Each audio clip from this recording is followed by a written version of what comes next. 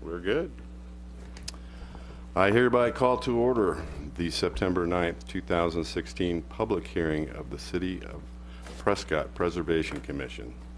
Members present at this meeting are, starting at my right, Tony Teeters, Russ Buchanan, Gary Edelbrock, Robert Buford, Mike King, and I am your chair, DJ Butke. Also with us today we have Kat Moody, our historic preservation specialist. Also with us is our planning director, George Worley. And sitting in for Steve Shiska, we have Councilwoman Billy Orr. As well as Tom Guy's Community Development Director. Yes, this is true. This is an open public hearing and is being videotaped and tape recorded by the city. The proceedings are being televised by representatives of the public media, local cable, and/or radio stations, and may also be rebroadcast. The number of commission members present is 6. It will require 4 votes for a majority. All parties wishing to be heard on an issue are required to raise their hand and be recognized by the chairman prior to speaking.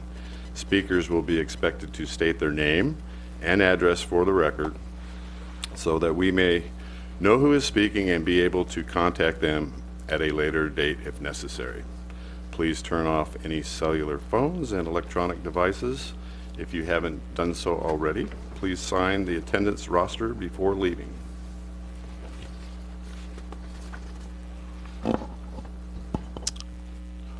Item number 1. Item number 2. To approve the minutes of the last meeting. Yes, we are. Let's see where we got this. We're going to approve the minutes of our meeting of August 12, 2016. Has everybody had an opportunity to review these minutes?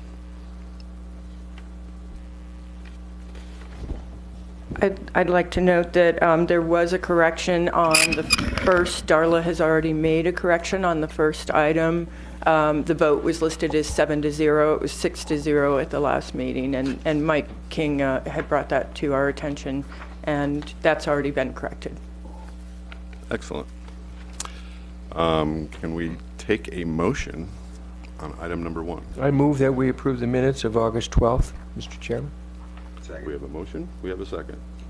All in favor, please raise your right hand and say aye. Aye. Aye. It's unanimous.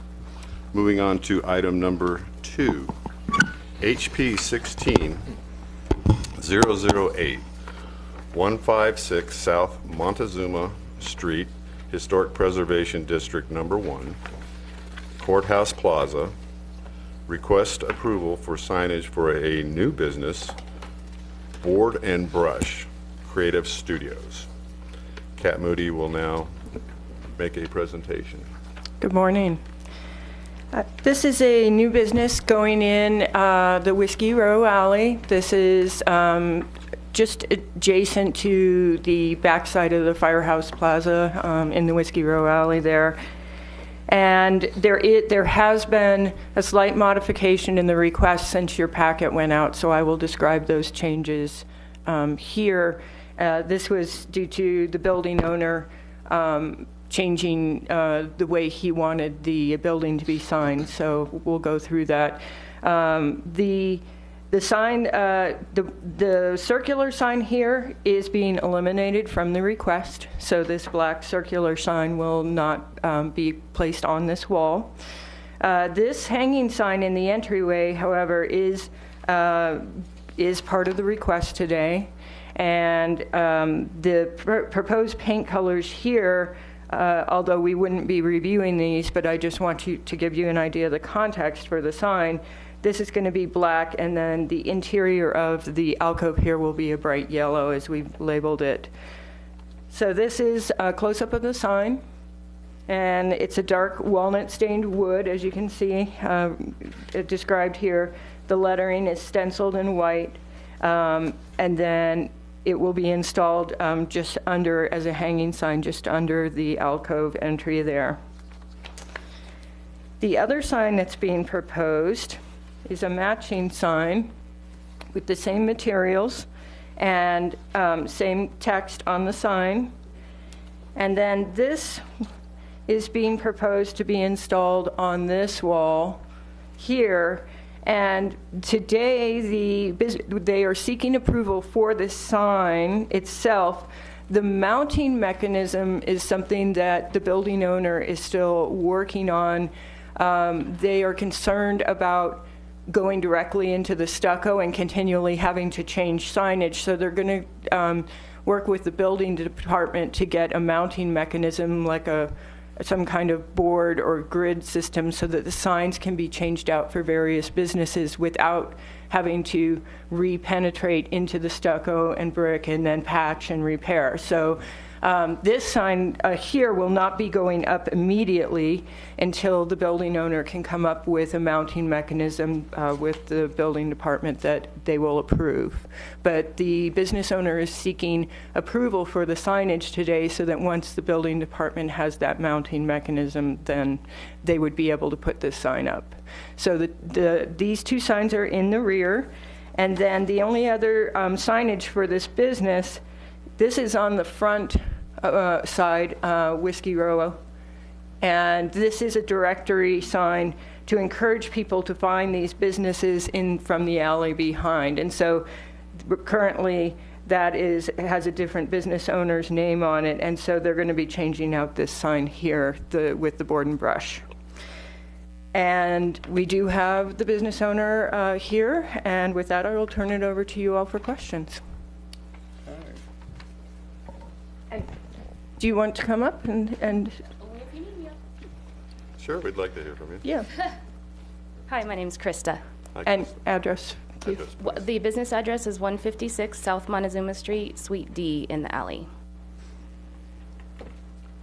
Do you want to tell us about your business a little? Oh, I'd love to. So we're a creative design studio, basically a person that would be interested in coming to one of our workshops or classes would go online and look at our gallery of different signs that we offer, register for a class. I would then prepare their materials like stencils and personalization for any types of holiday signs or, there's just a zillion, there's 120, not a zillion.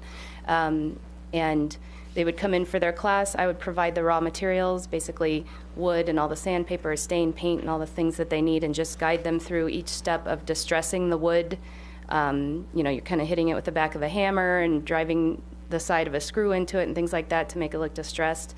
We sand, stain, apply the stencil. They choose their colors and everything, and they leave with a nice piece of wood decor, for their home or as a gift. So. Very nice. Have you remodeled the inside of the building? There was a dressing room on the inside of there from the previous owner who had a retail shop with clothing, so we did take that out, but on the other, otherwise, no. We put a fresh coat of paint on the walls and on the floor because it was painted concrete, so we just applied new paint, and that's it. It looks amazing. Come see it. And you're trying to open Saturday, did you say? We're opening tomorrow for a friends and family event, and on Sunday at 1 o'clock from 1 to 4 we will have a sort of a grand open house. I'll have different stages of the sign making process laid out on the table and refreshments and so forth. So just like people to come in. We basically just want people to find us in the alley. Access to your business, is that solely from the alley? Correct, yes. Okay. I had a It's tricky. couple questions, actually. Sure. Is that bootmaker sign still in place? To my knowledge, the bootmaker sign is in place, and the landlord of the building has asked me to ask our sign company to take it down because the bootmaker is not there anymore. And the other question would be, there was a signage located on Whiskey Row itself. I'm not familiar with that. Where would that be located? Kat? That's just by the Sam Hills company. Rancher's wife and Yeah, Sam Rancher's Hill wife. in between the two. Okay. Any comments? I have a question. Kat, remind me of the signage, or I'm sure this is fully acceptable, and handsome signs, but remind me of the square footage, and I know we had some discussions about the rear of rear signage allowance, and whether it's just for this particular business or for the entire, whatever, It's however many 40 businesses? square feet of signage for this business. So it's per, the ordinance is per business, not per structure. Yes, in this case, it's for per business. Okay, thank you. Yeah. And these two new signs meet that requirement? They do meet the requirement, yes. Well, that being said and heard, do we have a motion on this item? Motion to approve HP 16-008 for the signage and approval for the new business. Second. We have a motion and a second. All in favor, please raise your right hand and say aye. Aye. Aye. Unanimous. Thank you, gentlemen. Good luck. Thank you. Thank you. Love to see this. Moving on to item number 3, HP 16-009, 303 South Cortez Street, Historic Preservation District, number 3, Edmund Wells Residence. Request approval for new signage to replace the existing signage at the Ruffner Wakeland Funeral Home. Kat? Yes, this is, there is existing signage in place for the Ruffner Wakeland Funeral Home, which is the Edmund Wells residence, Ruffner Funeral Home Historic District. This is a single property district here, and the signage currently in place is on the corner and then at the driveway entrance. These two proposed signs are going to go in exactly the same location. And so you can see here what the signage is going to look like. Both signs are steel square tube posts mounted into the ground, and then they're made from 1/8-inch aluminum, painted and routed, and with graphics, colored graphics, as you can see here. So this identifies the business, lists some of their services. This is the one on the corner. The second sign is the one by the driveway, which advertises and features the carriage house and some of their family support services that are offered here.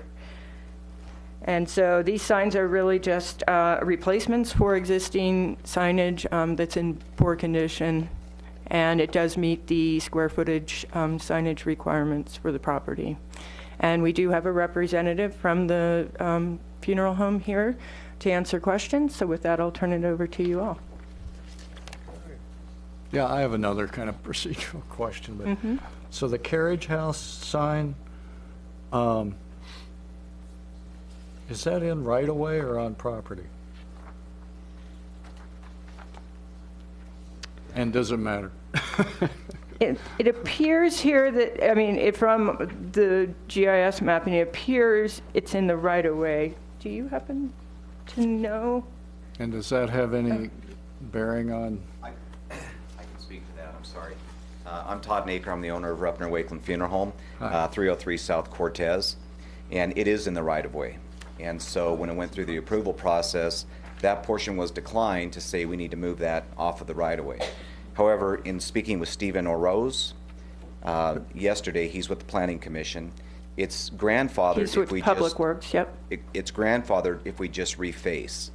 So what we're looking for today is to get the main sign approved, which went through planning and met all the specs, and then getting another if you can put up the second sign, the carriage house, this one, just having it refaced using the existing wooden posts that are there.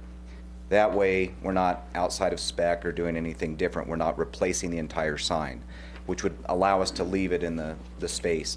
There's no other space to put it. I'd put it in my parking lot if I had to move it from the right-of-way, which would serve no purpose to the public to direct them to our support services. I understand that, but it is right-of-way. It's not on your Right. property. Right. And so, you know, whether you want a parking lot there or not, the simplest thing to do is try to work something To reface it. on property. Right.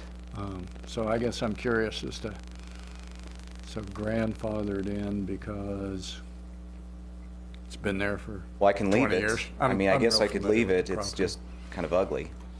I'd really like it to match the other signs. Yeah, So yeah, no, if there's no, a the way to signs do are it, I'd handsome. like to have your, Signs are handsome, yeah. Very handsome. And if Public Works is okay, if Okay. he's reached an agreement with Public Works, they're the ones who control what can happen in the right-of-way. Okay, yeah, thank you.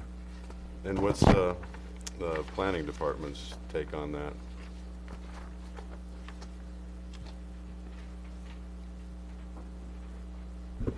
We were still, I'm sorry, I'm George Worley, I'm the planning manager.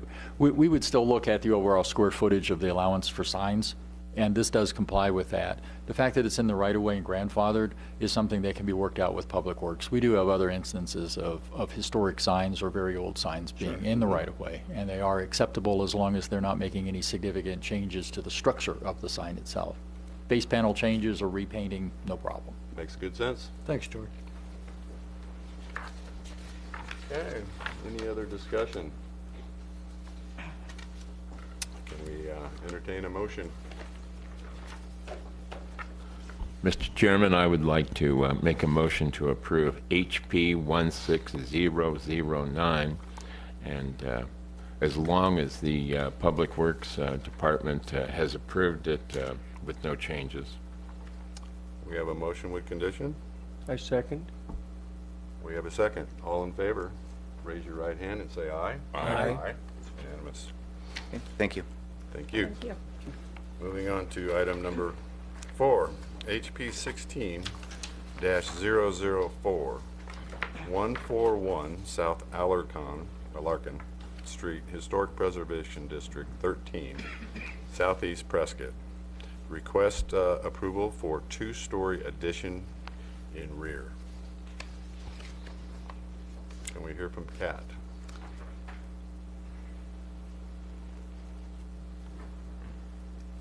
Let me see if I can get this so it's not so washed out.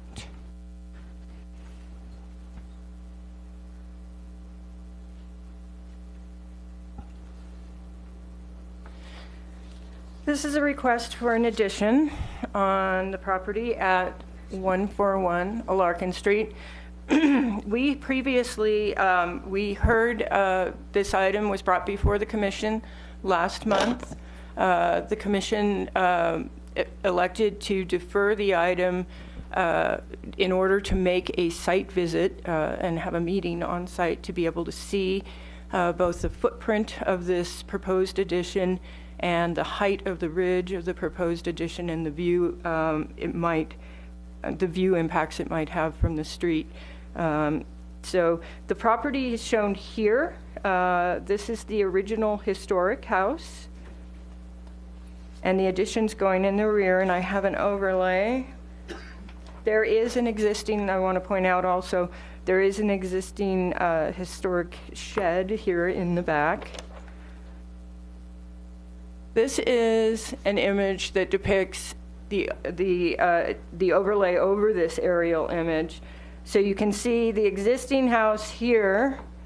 This portion of the existing house, which was an old addition, is being reconstructed or is proposed to be reconstructed to allow the stairway to access this proposed addition.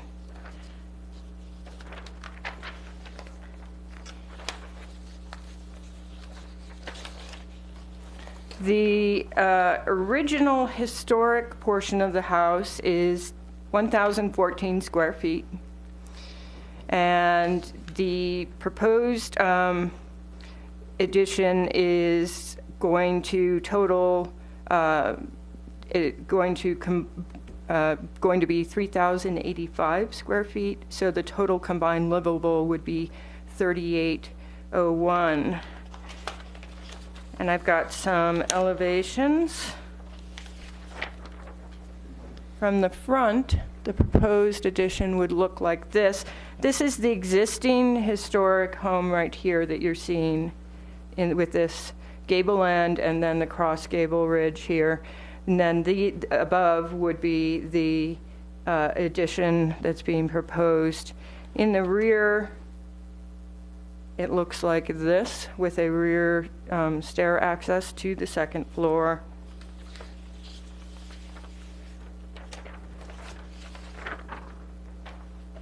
This is a side elevation on the south side. And let me zoom out so we can get the whole thing. There you go. So the historic portion of the home here, this is the section I mentioned that is proposed to be reconstructed to allow the stair to access this second story, or the second story of the proposed addition. There is also a small covered porch, and we'll see that on the floor plans in a moment on that side. And so this is the north side. This is the historic portion of the home here. This is the proposed addition in the rear with that rear access stair here. These dotted lines show the sight line from the street at eye level, right at the curb there. And so that's showing the difference between what the top of the ridge is now and what the proposed top of the ridge would be for the addition. And we'll take a look briefly at the floor plans here. So this is the lower floor plan. This is the covered patio I mentioned. So this is kind of a notch on that lower level that has the upper level above it. So that's a covered patio. This is the historic portion of the home here. This is that reconstructed section to allow the stairs. This is the floor plan for that floor, and then this is the upper level floor plan here with the stairs coming up, and then this being the addition with the stairs in the rear. We did notify the residents in the neighborhood about this item. So that went to, we put door hangers on the doors for this entire block, because these are all the adjacent properties as well as the properties immediately fronting a Larkin across the street. So and this gives you an idea of the neighborhood, footprints and density. Let me zoom in a little. There we go. And the materials, the treatment for the addition siding and finishes are intended to match the historic home.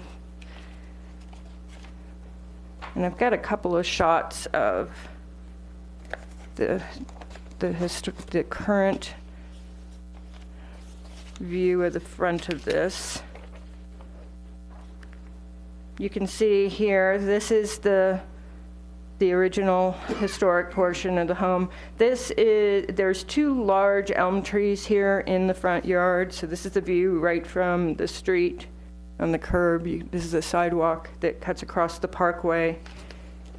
And this is a slightly closer view of what the front of this home looks like.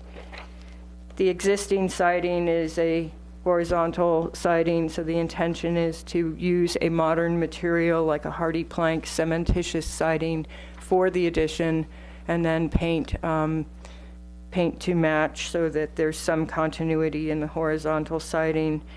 This is a shot in the back on the south side, and this is that old addition that is being that would be reconstructed to allow for that stairway. This is a view of the rear of the home. You can see the adjacent neighbor's house here.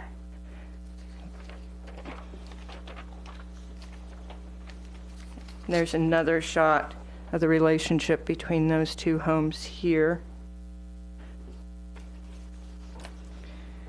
And then this is a rear view from the rear of the property. So this is this is the house that's next door.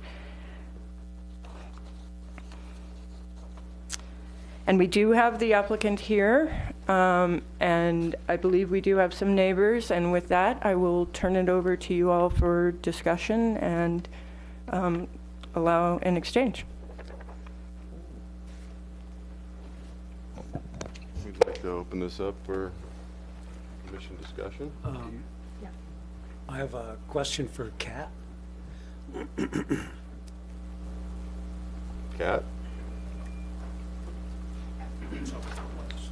Excuse me? I was wondering if, well, I guess we're going to find out, but if there was any feedback on the flyers that were put out in the neighborhood, If there was any, feedback. I received one phone call from somebody who could not be here. That was Mr. Riley. He's across, let me pull that map up. He's directly across the street. He's directly across the street here from the property, and he said he's fine with it. But then the folks who are here today, we have not heard from. Okay. So, Could we hear from the neighbors who are here today? go ahead and come on up. If you could state your name and address for the record, please. Sure. Molly Clark, 304 East Goodwin. I'm on the corner of Goodwin and Larkin. You can see our house there, the little white house. We are totally in favor of this addition. We would like our neighborhood to be a family neighborhood with housing appropriate for families with children. And Sandy and Ken have two daughters who are, one is approaching college, one is finishing high school, and their plans for the future are to have a big family home where the daughters can bring their families and where Sandy and Ken's parents can come and stay in the house. Really like that idea in our neighborhood. One of the problems that's happening in our historical district is Union Street from Pleasant to Alarcon is almost 100%, well, it is 100% rentals, but probably 90% vacation rentals. So we continually have people in and out of the neighborhood. This addition will improve all our housing values and will also be another permanent residence. Thank you. Thank you. We have the homeowners. Well, let's finish with the neighbors Okay. first. I'm John Gage, live at 301 East Union Street. Somewhere in here. It's just to the north, I believe. And we're not really crazy about doing this addition because several years ago when Nancy Burgess was on the Housing Commission, we tried to do an addition and wanted to do a two-story, and it was denied because of the height. And we ended up doing an addition that was a one-story addition that was approved, but we're not really crazy about this addition for the neighborhood. The height is a concern, but it's also a house that's being used for Airbnb, and there's a lot of parking and there's a lot of traffic. And we think that the addition will just increase that traffic, and the parking is always a problem along that street. So, thanks. Thank you, Mr. Gage.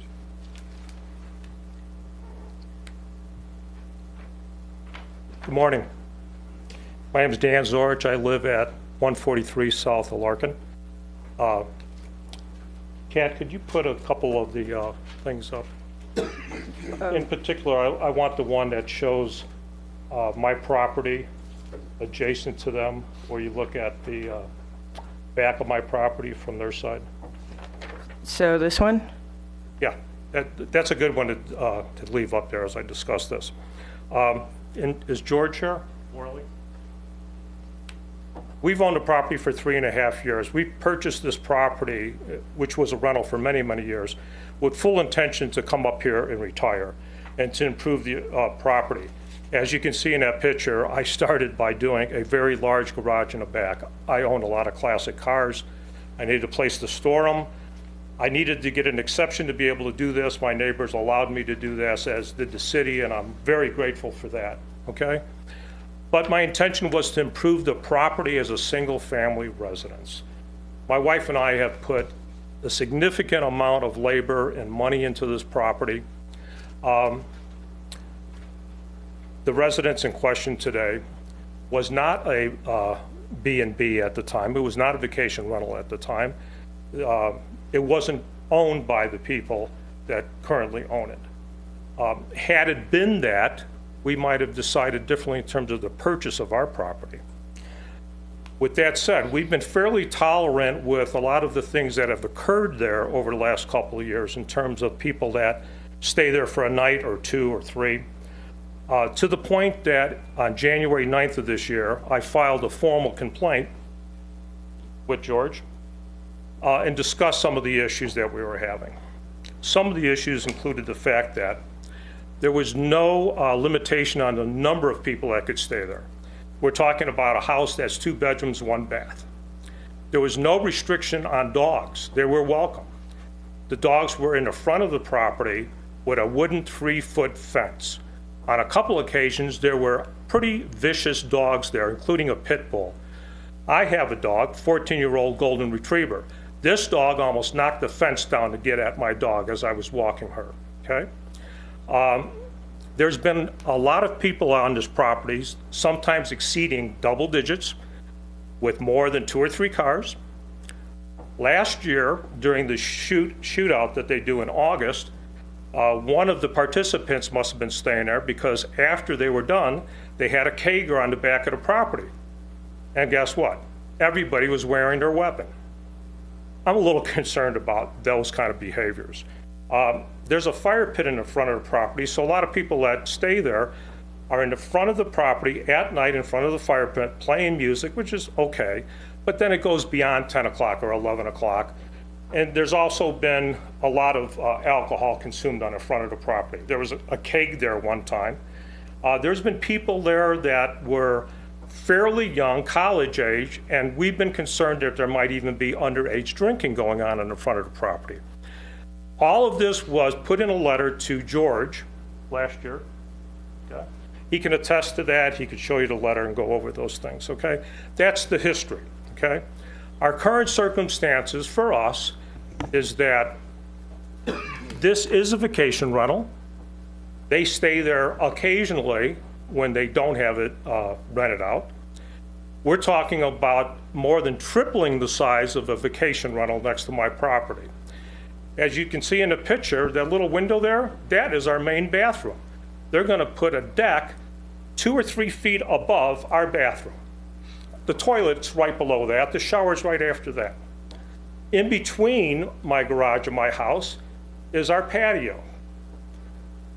We're not going to have a lot of privacy on our patio if this is a rental and there's going to be strangers constantly at this place looking into our home, our bathroom, okay? Parking. Parking is already an issue, and I'm sure Riley doesn't mind because he doesn't live across the street, but during the day, his employees occupy all the parking. The only way that my wife and I are able to park in front of our house is wait until they go home at 5 o'clock. If this vacation rental is expanded, we'll never get to park in front of our house, as this gentleman said. It's already an extreme situation, only going to be exacerbated by an additional bed and breakfast expanded to 3 times the size that it currently has. I think the bottom line for us is that not only are we going to have a loss of privacy, we're going to have a loss of income potentially with that property. I personally think that people have a right to build on their property, but not at the expense of their neighbors. And in my opinion, the only person, actually 2 people, there's only 2 people that own properties there that are really negatively affected by it. They have the southern view of the structure, we have the northern view of the structure. I don't think anybody else in the neighborhood really is going to have obstructed views or issues of privacy. And I really believe that my wife and I are really going to be impacted extremely negatively by this. I don't think it's a good thing for the neighborhood. And Molly Clark's statement as far as a family neighborhood, I agree with that 100%. I do not support vacation rentals in the preservation district. I bought my house specifically there, believing that that in fact was what we were going to continue to have. It's really unfortunate, but the situation, if I don't talk about this today, I'll never get an opportunity to address it and bring it before this committee. I really came up here retired to live in this community, to enjoy what the community has to give. And what the community has to give is safe neighborhoods, beautiful homes that are restored, a real sense of a community. We purchased our house to have all of those things. I think expanding this current vacation rental to the size that they want to do it and the way they're going to lay it out where it looks right into my property and takes away our privacy is really against all the values I believe that are existing in this community today. Thank you. Thank you. Does anyone else want to speak before, and then I want to get your comments, then we can have the homeowners come up and address issues. Also joining us is Randy Plummer, our Chief Building Inspector. Yeah, we have the chief building official here, Yes. Randy Plummer. Yep, go on. My name's Linda Gage, and we have the house at 301 Union, which is to the north of this one. And my question is, if they decide to, if they build a 3,000 square foot addition, that's like having 4 houses behind us instead of 1. And also, if they sell the property, what's to say somebody can't buy it and make a group home out of it, like we're inundated with right now, you know, inundated. It's just, I just have too many questions about this. We bought our house too to use it for retirement, and I just can't see that this is going to improve the neighborhood in any way. That's all. Thank you. I'd like to hear from the commission. Yeah, I have other comments, but I think last time we talked about, so we had a site visit and had the proposed structure staked out and some height references. But I think there was some discussion last time of what, not only the site visit, but whether the owners were going to revisit their plans and maybe offer anything, any changes or rethinking about this project. And I'd like to ask if there are any proposals back to us from that last meeting. One of the issues specifically that came out from the site visit was the issue of separation between structures here, the existing shed and the proposed addition. This separation, as drawn on the plans, would not meet current building code, so that was one of the items that did come up. And zoning. Yep. And zoning ordinance. Yes, Ken Wangler, 141. Can you South. step up to the mic, please, so that... Try to split the difference. Ken Wangler, 141 South of Larkin.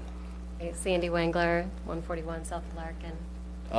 Yeah, regarding that, the separation between the structures, I think we discussed absolutely if anything had to be done, that we would minimize the size of the shed. I think that was in response to the fire marshal's concerns. And we wanted to take a piece of it away anyway to kind of make a little more room in the back for a single parking space and be able to open vehicle doors.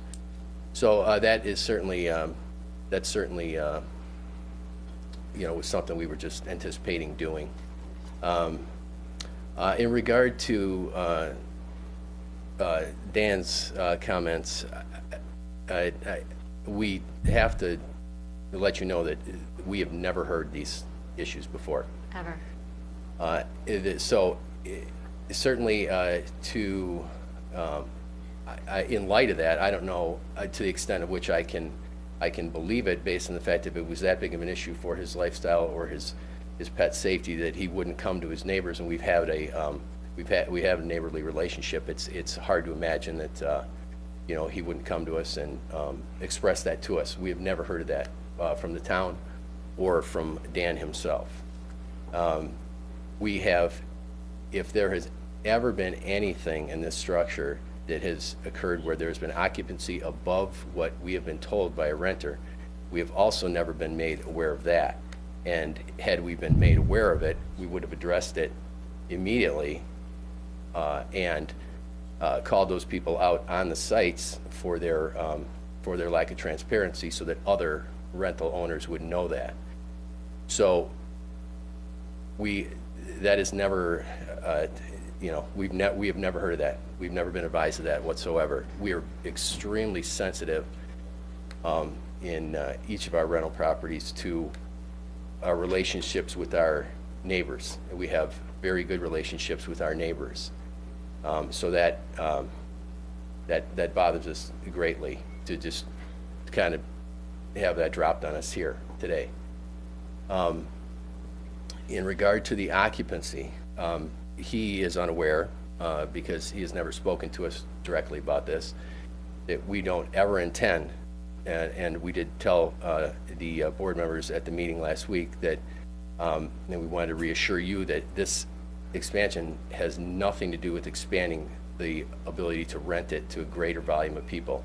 We will never, it is now currently a 2-bedroom, 1-bathroom. It will only ever be rented as a 2-bedroom, 1-bathroom. There will be no access ever for renters to the upstairs of this unit. And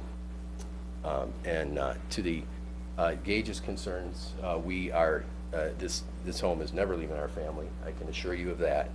This is our plan for our retirement, and we, we're just, we have done everything we could to make it, in terms of,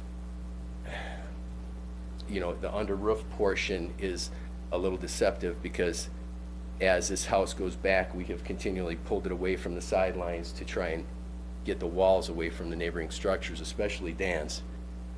And with particular sensitivity to where his outdoor hot tub area is, we have created that patio area to pull the house well away from there, and pulled the remaining structure back even further, so that we separated our house from his 2-story garage that he constructed.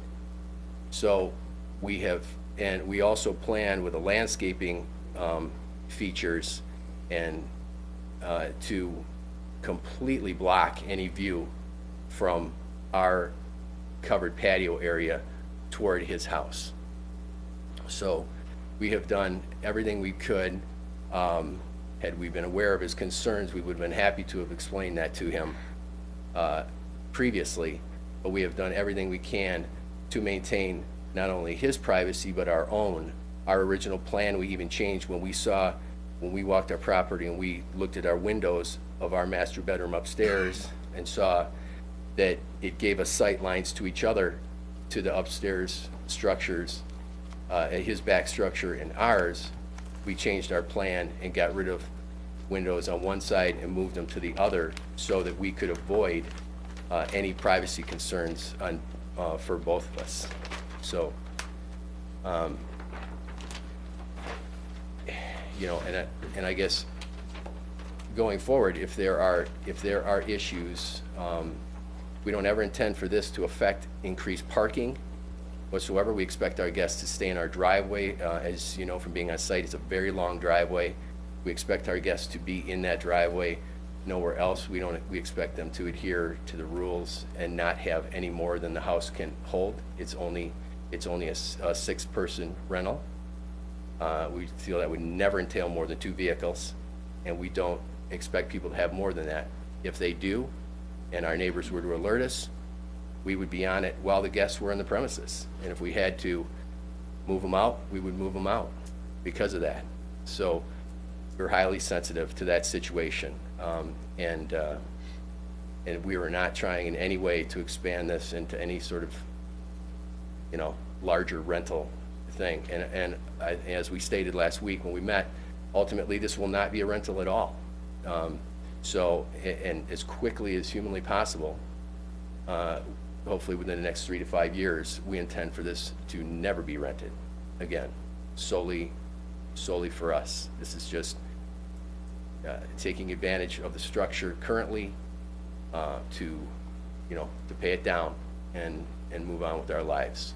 But it will not ever be rented. It's not a larger rental as proposed than it currently is. I also just wanted to state that before Dan and Antoinette moved in, we owned this home before they did theirs.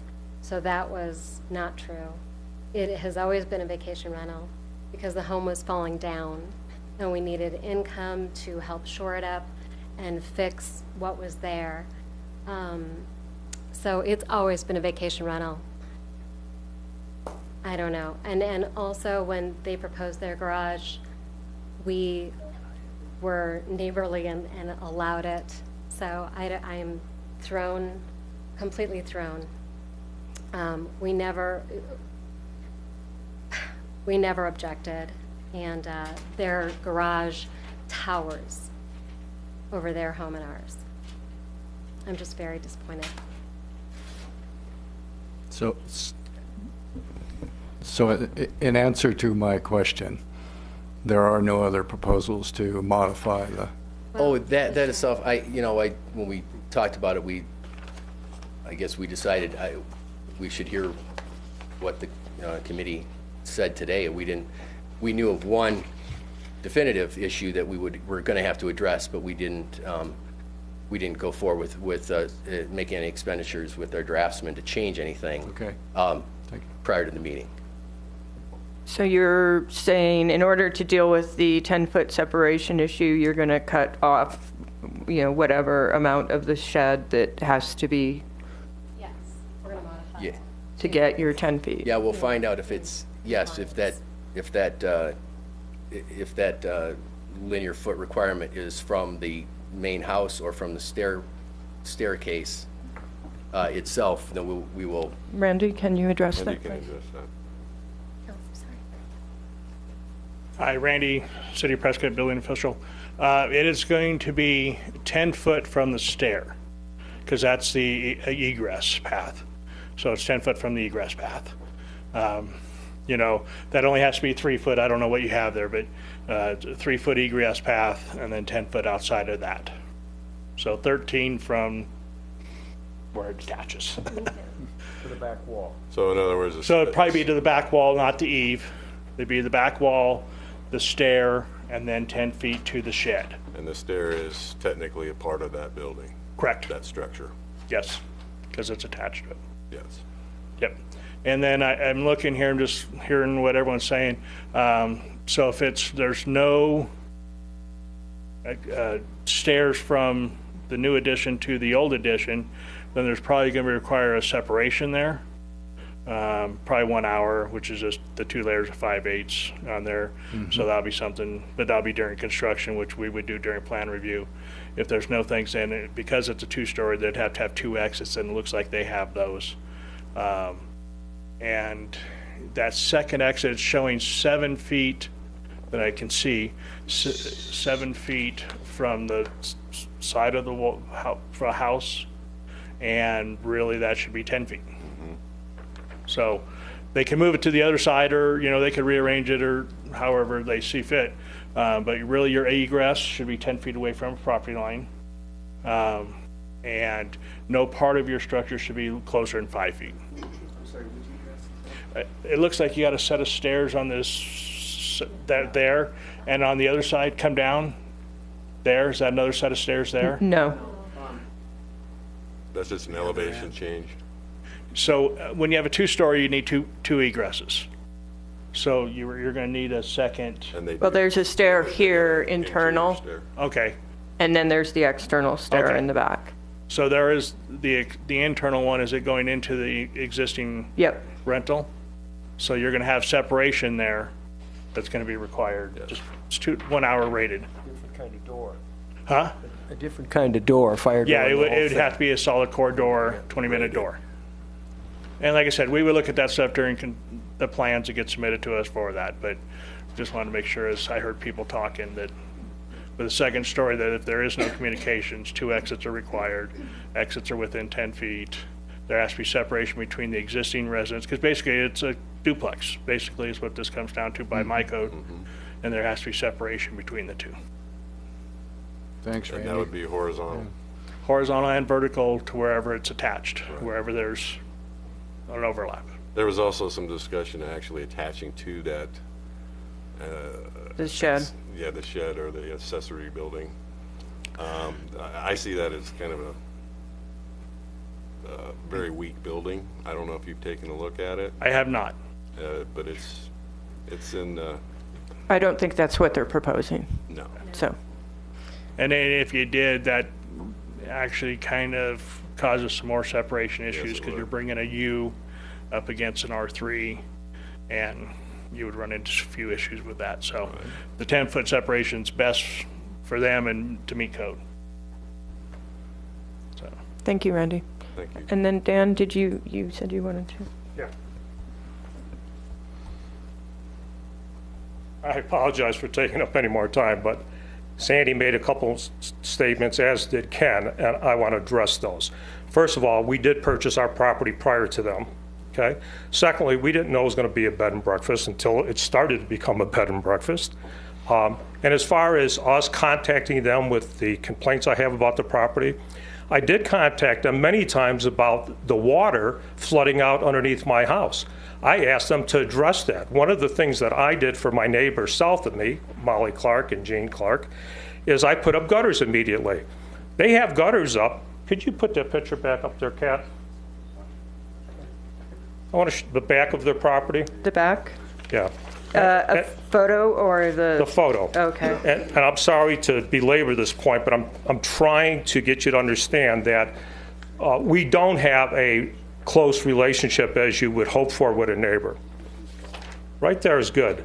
You can see how that gutter just dumps on the back of the property. What you may or may not be able to see is I have a wattle next to my property, a wattle. I've asked my neighbors to put up a plastic pipe to run it to the front. Cost them less than $100. Sandy's saying that they're keeping the money to improve the property. You know what? If they've improved the property, I don't see it on the outside of this residence. And I've asked them more than one time to do it. And the one time that I actually talked to her on the phone, she told me they put in a French drain. You know what the French drain is? 1 block, cinder block, and 3 bricks. That's a French drain. So I just want you to know that if we felt that we had a relationship in which they would respond to our issues, we would have talked to them. And the last thing I want to tell you is that I did formally complain to George on the 9th of this year because these things were starting to get out of control. Nobody was monitoring that, and it is not my issue to be calling the police if there's things that are wrong. I don't want to do that in my neighborhood because there's maybe underage drinking. I'm just going to get a bigger hassle for my wife and I if I do that. And calling after the fact isn't going to change what had occurred on the property.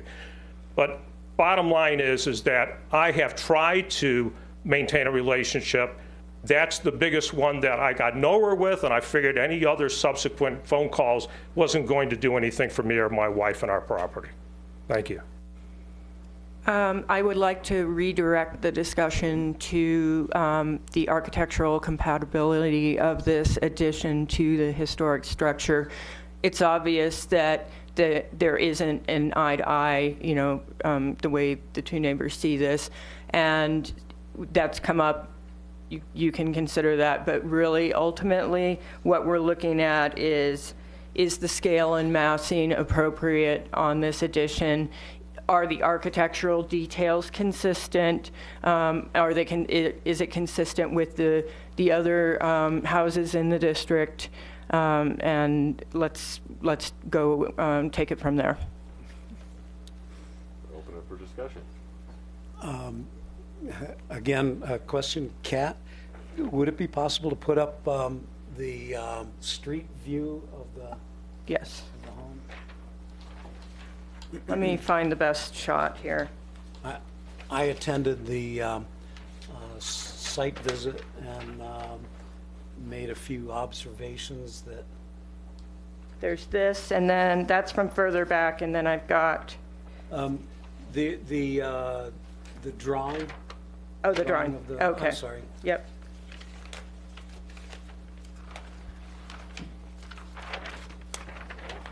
That would be this. Okay. Standing out on the street, even though there's trees there, but the trees are deciduous trees and they won't have leaves on them for about 4 or 5 months. Okay, so looking at this and looking at the roof line and remembering the pole with the little red flag on it, and so forth. It all, with the trees leafed out, it all looks pretty innocuous. It's not overbearing, or I don't think it will be overbearing. But when the trees have no leaves, and you'll be able to see this structure pretty much like you see it now. If you could put up the northern elevation drawing. Let me zoom out. Okay, the gable towards the front of the house. This one or this? On the addition. Yeah. Right up there, up top. It actually becomes very, very visible from the street. When you look at the previous drawing that you had up there, it has a fairly large horizontal You mean this? view. Yeah, right there. With the gable on the front of the new proposed addition, I would call that pretty tolerable and kind of looks correct and so forth. But the massing of the gables, I guess I'm looking at the front and the rear as they stick out towards the north. It just draws attention to the fact that there's a huge house attached to the little house in the front. And anyway, my point is those gables in their horizontal northern outreach really are very visible. And me not being an architect at all, this is just a personal opinion. If there's any way they can get their addition in without those gables, which I don't know how you could do that, but it would make the huge addition, which scale and massing doesn't really adhere to national code, or the national historic preservation. Secretary of Interior Standards, Yeah. which are the standards that all preservation commissions use to evaluate projects across the nation. Right. In my opinion, it would really be nice if those weren't there somehow. So that's an observation that I made. Which ones weren't there? Those gables, and evidently you see the quite a bit of the rear gable as well. So these So if those were somehow lower, yeah. When the leaves are not on the trees, those will be very, very visible. The gable in the front, which is the main ridge line of the house. Okay, thank you. Yeah. Okay. So anyway, that's it. Mr. Chairman, could I just build on that from another perspective as well? Absolutely. I got several items, but I just want to address what you were talking about. And I was there again this morning. I was there at the field visit the other day as well. And looking at some of the guidelines for the Secretary of Interior as it relates to these kinds of things, they do emphasize street view as, you know, what you can do to mitigate from the street view. The public right-of-way, those are terms that are inherent in described. When you're on Goodwin and you're in front of the library and you make the turn onto a Larkin, bang, all you see is the roof of that building with those gables as projected because the trees are not there to cover it. You see, the straight-on view gives you some cover for some times of the year. But the whole public right-of-way view is, it dominates the skyline because you're looking up. The tree is to the left of the front of the house that's there now. And so your eye focuses right on the roof of that house with those kinds of features that you just mentioned. Now, is the visual the issue? No, in my view. It's the scale and the mass.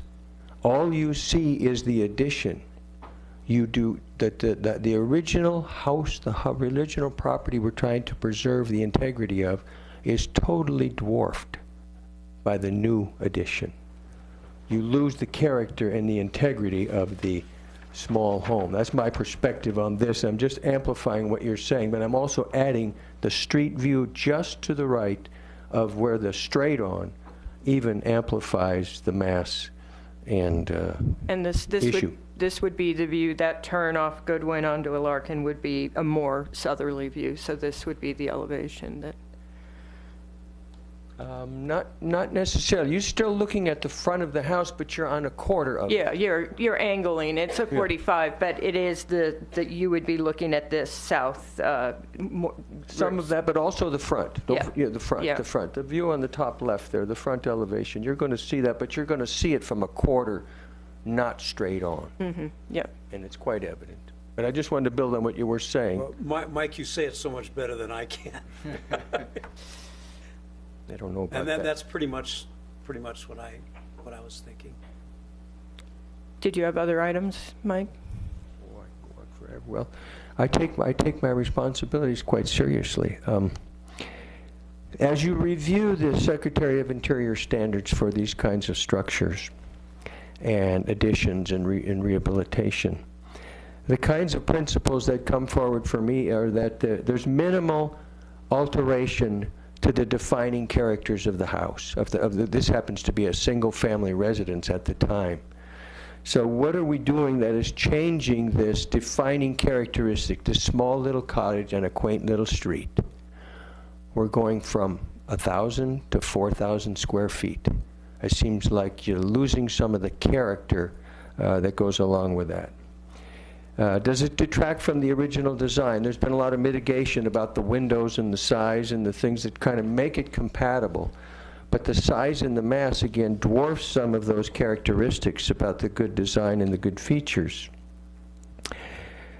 Are there changes similar are the changes going to change what's already existing in the neighborhood? This is quite a hodgepodge of structures in this area. You have the quaint little cottage, and half a block away, you've got the Lawler House at the top of Union and Larkin.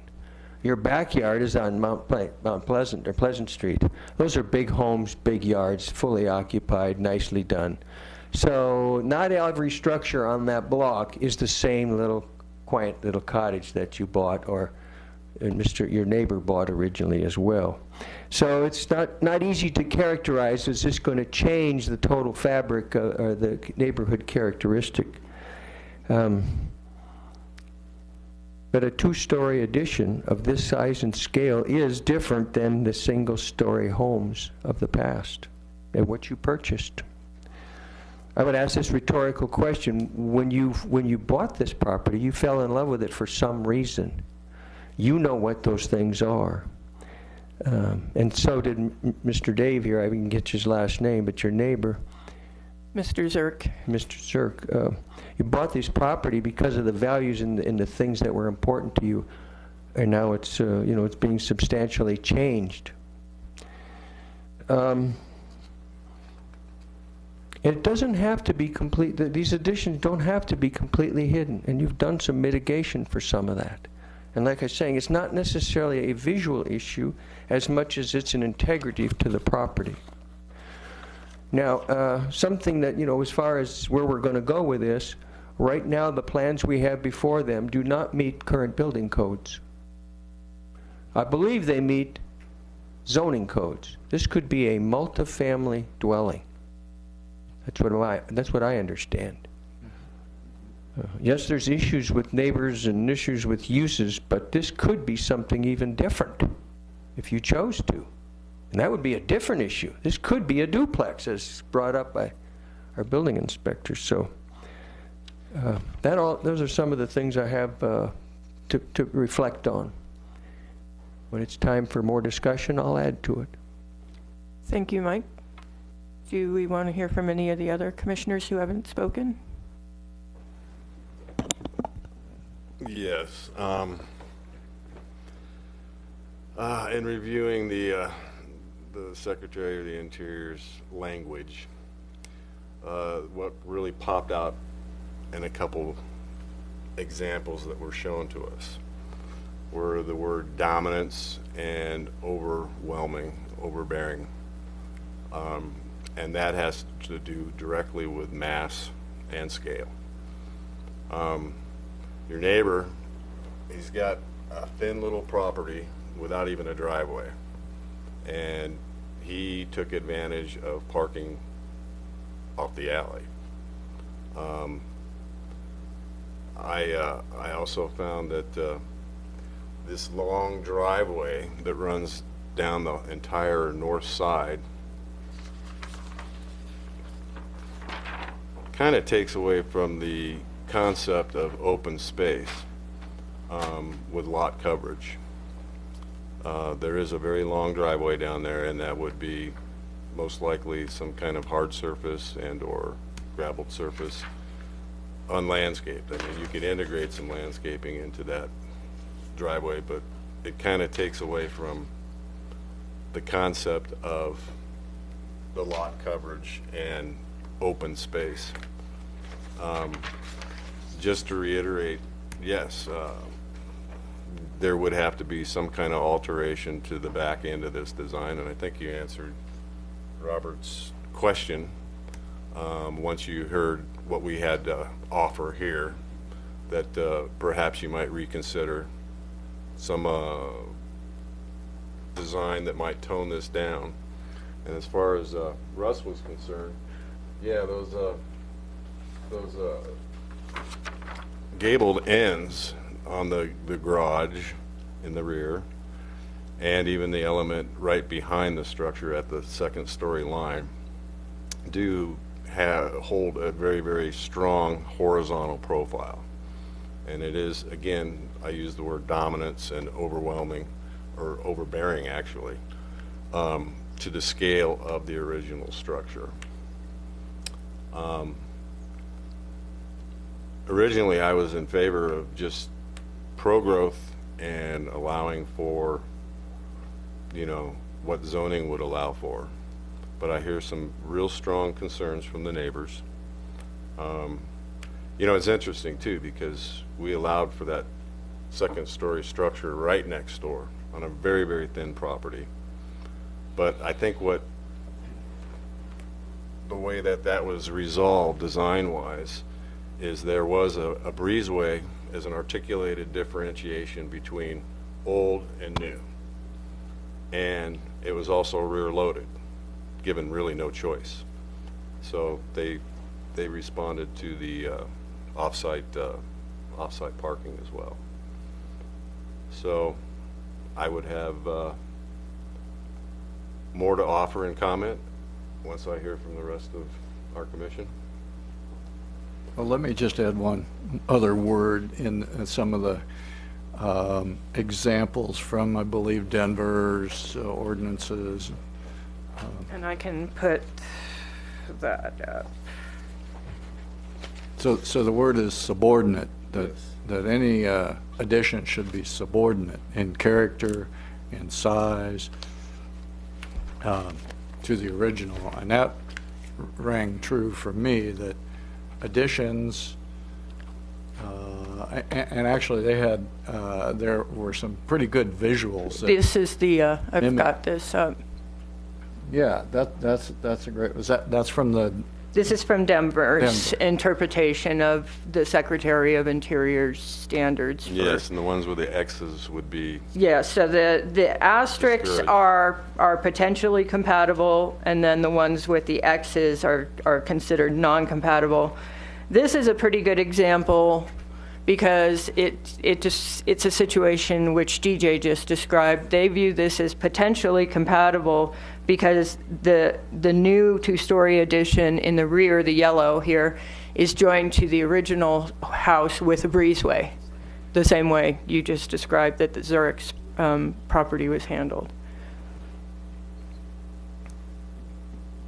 so I just repeat that I don't think this addition can in any way be seen as subordinate to the existing historic property. do you have any other comments? Gary or Tony, do you? I just believe that the one on the far bottom right is more a representation of what we're looking at on the drawing. And that definitely dominates the front building. Gary? Well, I spoke to Mr. Riley, and Mr. Riley is an architect, and he found no problem with it, and it appears that his building has had a second story added to it as well. He's outside the district. He is outside the district. But it's still the character of the neighborhood. Mm-hmm. It's part of it, yes. Yes. Okay.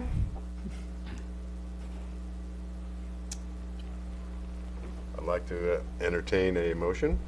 Well, I got one more comment then too. One of the things that, in reviewing some of the pre-work and the Secretary's guidelines and how they're interpreted across the U.S., I think it was brought up by Mr. Burford, is there's kind of a rule of, I don't want to say rule of thumb, that's not there's kind of a principle where if you're doing additions, generally the maximum is about twice the size of the building that you're working with. This one happens to be when it's done, it's 3 times the size, it'll be 4 times the size anyway. So if that's kind of a guideline being used as interpreting when you're changing or adding or rehabilitating, so to speak, adding to the existing property, we're well outside those national standards or guidelines, not standards, but guidelines. I have nothing else right now. I would like to ask if the applicants want to speak before the commission makes a motion, or you want to provide any additional information. No. Okay. And again, we would like to hear a motion. No, I would move for denial of the request for agenda item HP 16-004. We have a motion. Second. We have a second. All in favor, raise your right hand and say aye. Aye. All opposed? One abstention? Gary Edelbrock opposing, all others in favor of denial. Favor of denial. So the motion carries. Motion carries. So for the applicants, where you could head with this, you could look at downsizing your addition, working with your designer, trying to present something that is more in scale with the historic home. Just scale back your plans a little. We approve rear additions on a regular basis. They're generally much smaller in scale, and I think if you want to consider that, that is an option, that you can bring something back before the commission. And we can, and I can certainly work with you to make sure that what we bring back the next time is something that's going to be in keeping with the guidelines for this area. What is the square footage that you're looking for? Well, as DJ stated, certainly no more than double the existing historic home. That was Mike. Oh, sorry, Mike, yes. So yes, go, yes, please. First of all, Sandy and I thank you guys for all the effort you put in. You've come to the site, gave it due consideration. I think we all learned a lot about, what's acceptable. It seems like it's becoming a case study. But we understand your concerns. When we present something again to the committee or to CAT, we hope that we can kind of do some preliminary work. Obviously, we've made a substantial investment to date in the design of this, and so we would just like to move forward and show you something. If there is something that is greater than twice but meets the criteria of the surrounding area and the sightline issues and the overwhelming factors, if we could discuss that, and in terms of it's obviously going to be much smaller than we had originally designed, but if we could have some preliminary discussions about meeting with you about what would be acceptable and the way we design it. That you would just meet with me. Okay. And then I was going to ask that. Yeah. Staff has offered to work with you directly. Yes, and we And I was appreciate going to that. ask if it would be appropriate if any of us would be there to lend a hand. Or would that I be think it? it would That'd be preferable to just have me work with them. Okay. I have a pretty good feel for what's going to meet the guidelines and what isn't, so I can make sure that what comes back before us next time will meet the guidelines. Excellent. And I would encourage you to just shoot for no more than twice the current historic home. That's a 2,000. I mean, that's. It's 3,000 total. It's 3,000 total, which is big for this site. Yeah. So I would encourage you to just say, that's the max we can go. Let's shoot for that at the max. I thought I misunderstood that. I thought you meant twice the original. Yeah, that's what I was assuming too, so it'd be 2,000. So, The present is 1,014. So Yes, it twice is. that size would be 2,028. Yeah, and I think you could probably And you make. could probably push that. Yeah, you could push that. You certainly would not want to be over, 3,000 would be, and depending on how it was designed, that.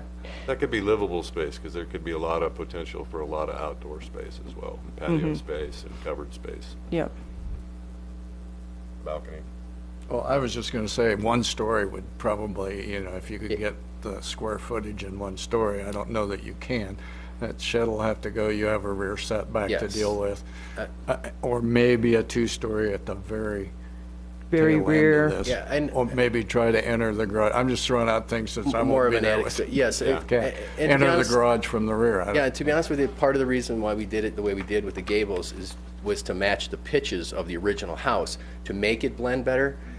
But if the structure behind has a different pitched roof, in order to keep it lower, provide some usable attic Maybe type space. dormers Maybe or. Yeah. dormers or even Right. hip So we ends, we were versus just trying to gables. be we were just trying to kind of sort of keep with the design. Right. Yeah, and your that's- architectural elements are consistent with Yes, the they are. historic home, and I don't think the commission has any issue with those Right. those decisions that you made. Right. I would encourage you to explore, and this is something we discussed at the site visit, to explore the option of accessing a garage off the alley. I know you have a power pole in the way, but you may be able to get a configuration where you can take access off the alley, have a garage back there, and then maybe you could put the second story just over that garage portion, as your neighbor has done, and then go single story from there forward. Yeah, everything's on the table again now. So. Yep. Yeah. Okay. Okay. Thank you. Definitely appreciate your time. Well, just for clarification, I'm a rookie with some of this. Again, it would be premature, I understand, that we could not approve this today anyway, because it does not meet the building codes. Well, the what- building codes are that we can approve something that doesn't actually meet building codes. Oh, and- okay, okay, thank you. Because you're really just concerned about the historic okay, preservation thank you. guidelines. And then it would have become an issue once they submitted Right, building okay. plans, and they would have had to resolve that at that time. Okay, thank you. Well, that helps understand a little better the process. I thought we were the last, No. the last This meeting is, when- this no, is, we they may haven't be- even submitted plans to building, so. Okay, thank you. That helps me understand, too. Okay, and just in terms of us moving forward, in your concerns with the length of the driveway, would it be, for this expansion, would it be, if it were one story, would it be acceptable to, we try to just make the house go back straight so that it was not visible from the street view, but if we were to create a garage further up with a shorter driveway and then had structure built behind that, is that acceptable? So taking advantage of the sideline, so building to the north of the original structure at some point, is that acceptable in terms of a story? You can't confirm or deny what you would do in the future. No, right. Work that out. Yeah. with Yeah. CAP. Okay, I was just trying to save some There is design some time. occupancy separations consideration, too. Okay. Okay.